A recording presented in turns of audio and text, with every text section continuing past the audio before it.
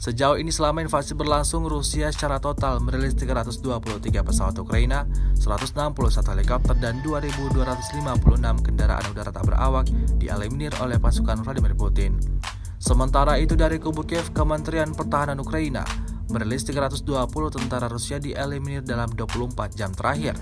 Total 65.320 prajurit Rusia meninggal sejak awal konflik hingga hari ke-236. Terima kasih sudah nonton. Jangan lupa like, subscribe, dan share ya.